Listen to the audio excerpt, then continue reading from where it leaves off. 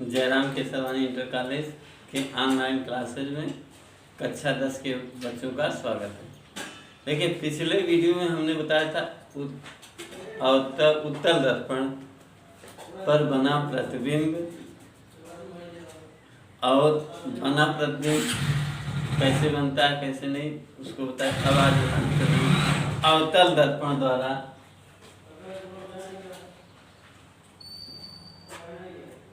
अवतल दर्पण द्वारा बना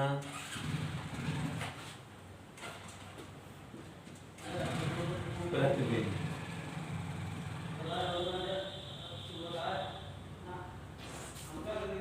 देखिए, उत्तल दर्पण में तो केवल चाहे वस्तु चाहे जहां रखी रहे उसका प्रतिबिंब से एक ही टाइप का बनता है कि जो उत्तल दर्पण में प्रतिबिंब बनता है वह क्या होता है कि ध्रुव दर्पण और ध्रुव के बीच में बनता है और आभासी बनता है और सीधा बनता है, छोटा बनता है।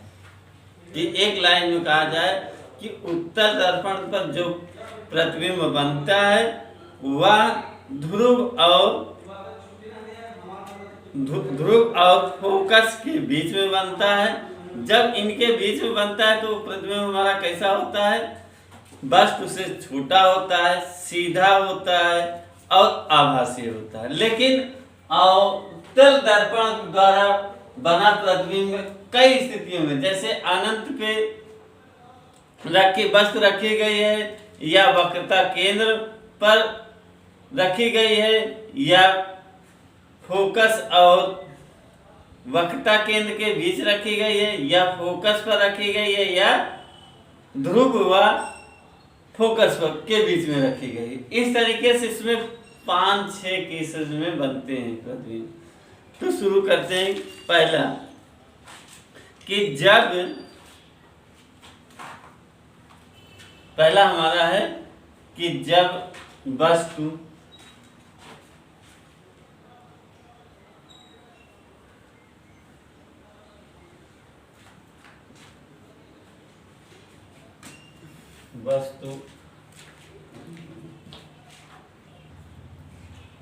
देखिए, जब वस्तु अनंत पे हो तो एक ऑब्जेक्ट हमारा अनंत पे, एक इससे वस्तु से एक किरण चलते हुए कहां पर गुजर रहे हैं? फोकस से गुजरते हुए।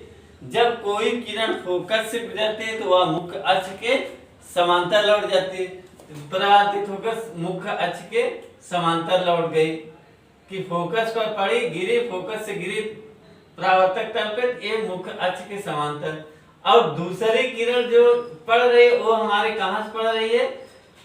से वक्रता केंद्र से जा रही है, वक्र केंद्र से जा रही है, वक्रता केंद्र से जा रही है। जब जो किरण वक्रता केंद्र से जाती है वह परावर्तन के बाद पुनः उसी मार्ग से वापस लौट जाती है। तो देखिए, इस ऑब्जेक्ट का प्रतिबिंब कहां पर बन रहा है? फोकस पर बन रहा है। तो एक लाइन में कह सकते हैं कि अनंत पर रखी गई वस्तु का प्रतिबिंब दर्पण के फोकस पर बनता है। तो अनंत पर कोई भी वस्तु रखी गई उसका फोकस कहां पर बनता है? उसका प्रतिबिंब फोकस पर बनता है। पहला हो गया। उसके बाद प्रतिबिंब अब कैसा बनता है कि वास्तविक प्रतिबिंब जो होता है वो कैसा होता है? वास्तविक होता है, वास्तविक होता है। फिर स्थिति क्या होती है? कैसे बना? देखिए, ऐसे दी उल्टी की सीधी, इधर देखिए ये इसका है तो जो अनंत पे वस्तु रखी गई उसका प्रतिबिंब सदैव उल्टा बनता है, उल्टा बनता है, उल्टा बनता है। और अब ये देखा जाए कि ये अनंत पे वस्तु कितनी रखी गई, बहुत बड़ी भी हो सकती है तो उसका प्रतिबिंब क्या बन रहा है? छोटा बनता, उल्टा बनता है। और नेक्स्ट क्या है? छोटा बनता है।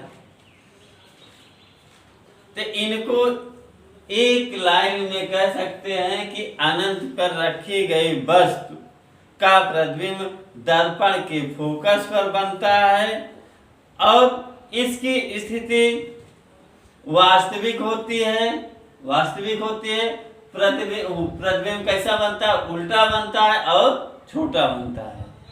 तो इससे निष्कर्ष निकलता है कि जब कोई वस्तु अनंत पर रखी होगी तो प्रतिबिंब कहाँ बनेगा? फोकस बनेगा। प्रतिबिंब की स्थिति क्या होगी? वास्तविक होगी। कैसा रहेगा? प्रतिबिंब उल्टा रहेगा और आकार में कैसा रहेगा? छोटा रहेगा। 4 और 5 चीज एक में मिस। जब प्रतिबिंब अनंत और वक्र केंद्र के बीच में रखे हो, जब प्रतिबिंब अनंत और वक्रता केंद्र के बीच, देखिए जब वस्तु अनंत और वक्रता केंद्र के बीच में रखे हो, ये हमारी क्या है? अनंत से और वक्रता केंद्र के बीच में है। तो इसका प्रतिबिंब एक रेखा हमारी जो प्रवर्तित सीधी जाके प्रवर्तक तल पे टकराती, जब कोई रेखा मुख्य अक्ष के समांतर जाती है तो परावर्तित होके वो कहां से वापस लौटती है? फोकस बिंदु से। देखिए ये रेखा हमारी मुख्य अक्ष के समांतर जा रही है, ये रिफ्लेक्शन के बाद अर्थात परावर्तन के बाद मुख्य अक्ष से वापस लौट आई। एक रेखा फिर निकली, एक किरण ये निकली तो ये किस बिंदु से जा रही है? फोकस बिंदु से जा रही है। एक किरण परावर्तित होकर किधर से वापस आ रही है? वापस मुख्य अक्ष के समांतर आ गई। तीसरी किरण यहीं से जब निकल रही है, ये वक्रता केंद्र से होकर जा रही है। जब जो किरण वक्रता केंद्र से होकर जाती है वो क्या होते हैं? वो अपने मार्ग पर पुनः वापस हो जाते हैं। ये तीनों किरणें जिस बिंदु पर काटती हैं वही बनता है हमारा प्रतिबिंब। ये हमारा प्रतिबिंब। तो जब वस्तु अनंत और वक्रता केंद्र के बीच होगी तो प्रतिबिंब कहां पर बनेगा? वक्रता केंद्र तथा फोकस के बीच में, फोकस के बीच में बनेगा। अब एक प्रतिबिंब का कितना बड़ा होगा? एक प्रतिबिंब उल्टा होगा, उल्टा होगा, वास्तविक होगा, वास्तविक होगा। लेकिन जब जो वस्तु अनंत पर रखी गई उससे यह प्रतिबिंब थोड़ा सा बड़ा होगा, अर्थात छोटा तो होगा, सबसे छोटा नहीं होगा, छोटा होगा, छोटा बनेगा। किससे छोटा बनेगा? ऑब्जेक्ट से हमेशा प्रतिबिंब छोटा बनेगा। तो जब वस्तु अनंत और वक्रता केंद्र के बीच रखी हो तो हमारा प्रतिबिंब कहाँ बनेगा? वक्रता केंद्र तथा फोकस के बीच में बनेगा, उल्टा बनेगा, वास्तविक बनेगा और ऑब्जेक्ट से छोटा बनेगा इस वाले में। अब तीसरा है जब वस्तु वक्रता केंद्र पर रखी होगी। देखिए वस्तु वक्रता केंद्र पर रखी है तो इससे ऑब्जेक्ट से एक किरण सीधा मुख्य अक्ष के समांतर जाती है और आपतित होती है और परावर्तित होकर फोकस से निकल जाती है, फोकस बिंदु से निकल जाती है। दूसरी किरण हमारी उसी ऑब्जेक्ट से निकल रही है, ये हमारी फोकस पे जा रही है, फोकस से आपतित होते हुए परावर्तित होकर ये निकल।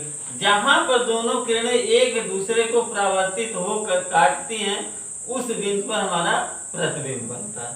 तो इसमें प्रतिबिंब कैसा बनता है देख लीजिए कि प्रतिबिंब उल्टा बनेगा। पहले ऐसे देखे लिख सकते हैं कि हमारा प्रतिबिंब कहाँ बनेगा? तो वक्रता केंद्र पर बनेगा। प्रतिबिंब वक्रता केंद्र पर बनेगा। कैसा बनेगा?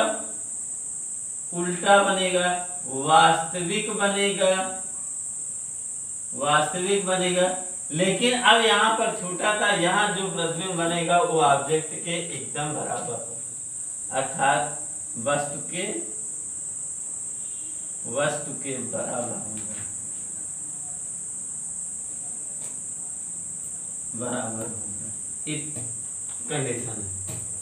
कि दोनों में अंतर थोड़ा से कि यहाँ पर हमारा केंद्र और फोकस के बीच में बन रहा है, तो दूसरे वाले में तीसरे वाले में जब वस्तु कहाँ पर वक्रता केंद्र पर रखी जाएगी तो प्रतिबिंब भी कहाँ बनेगा, वक्रता केंद्र पर बनेगा। कैसा बनेगा, उल्टा बनेगा, वास्तविक बनेगा, वस्तु के बराबर। अब हमारा चौथा है, देखिए जब वस्तु केंद्र तथा फोकस के बीच रखी हो तो ऑब्जेक्ट से जो किरण निकलती है वो किसके मुख्य अक्ष के समांतर अर्थात ये टकराने के बाद फोकस से होकर आगे निकल जाती है। दूसरी वाली किरण जब यहाँ से निकलती है तो ये सीधा फोकस पर पड़ती है, फोकस से पड़ने के बाद ये मुख्य अक्ष के समांतर निकल जाती है। तो एक ही भाषा में कह सकते हैं कि जब कोई भी वस्तु केंद्र तथा फोकस के बीच में रखी गई है तो वह वस्तु कहाँ पर बनेगी, केंद्र वक्रता केंद्र और अनंत के बीच में बनेगी। कैसे बनेगी, ऑब्जेक्ट के जस्ट विपरीत बनेगी, अर्थात प्रतिबिंब हमारा उल्टा बनेगा, वास्तविक बनेगा तथा वस्तु से बड़ा प्रतिबिंब बनेगा। और कहां पर बनेगा, एक अनंत और वक्रता केंद्र के बीच में बनेगा। प्रतिबिंब कहां बनेगा, वक्रता और अनंत के बीच में बनेगा। प्रतिबिंब हमारा कैसा होगा, उल्टा होगा, वास्तविक होगा और बड़ा होगा। पांचवें वाले केस में देखते हैं जब वस्तु फोकस पर रखी हो। देखिए वस्तु फोकस पर रखी है तो ये वाले वस्तु से जब निकलती है तो ये प्रतिबिंब से आगे बढ़ती है। जब आपतित होती है, आपतन मुख्य अक्ष के समांतर आपतित हो रहा है तो ये परावर्तित होकर कहाँ जाएगी, फोकस बिंदु से जाएगी। दूसरी किरण यहाँ से आपतित हो गई, आपतित के बाद ये देखिए केंद्र से होके जा रही है, इसका मतलब ये अपने मार्ग पर वापस लौट आएगी। तो इसमें कह सकते हैं कि जब हमारी वस्तु कहाँ रखी हो, फोकस पे रखी हो, तो जो प्रतिबिंब प्राप्त होगा वास्तविक होगा, उल्टा होगा और वस्तु से बहुत बड़ा होगा। उल्टा होगा, उल्टा, वास्तविक और बड़ा, बहुत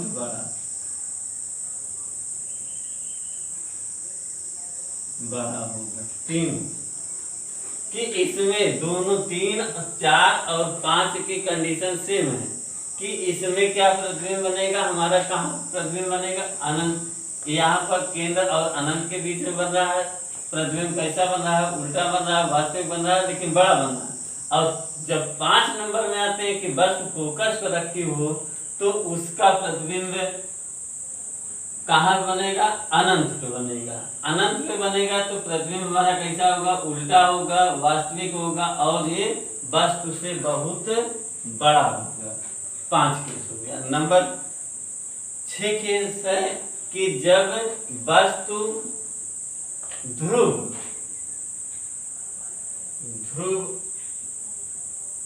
और फोकस के बीच में रखा हो।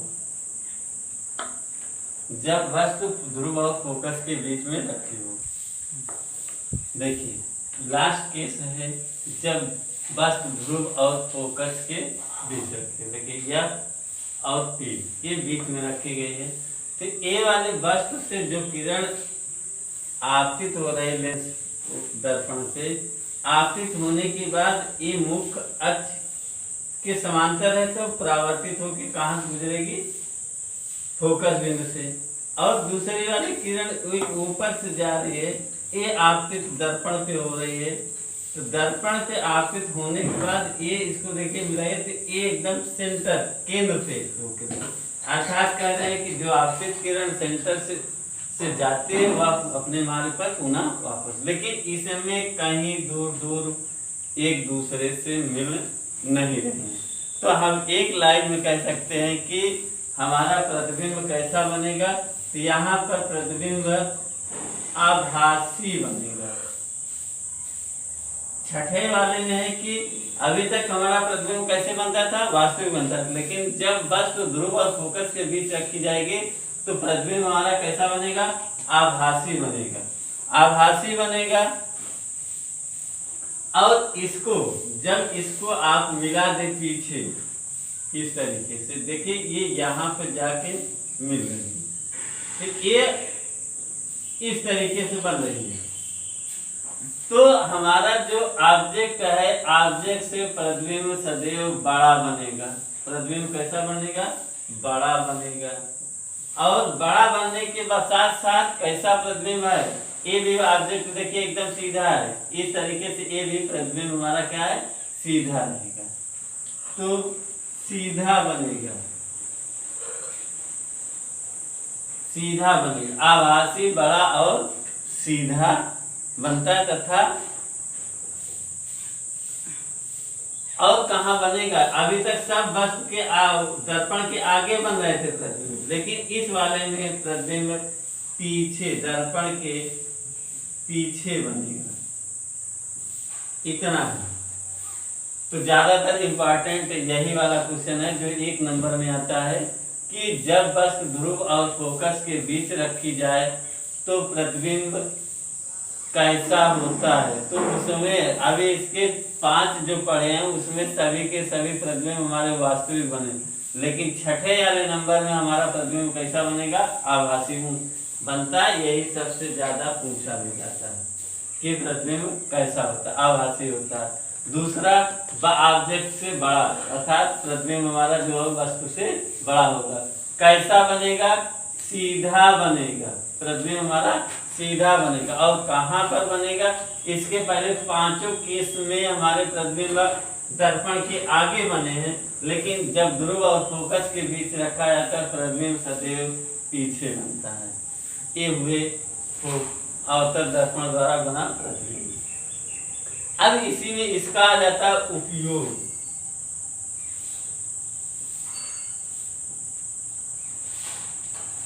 उपयोग क्या है, देखिए अवतल दर्पण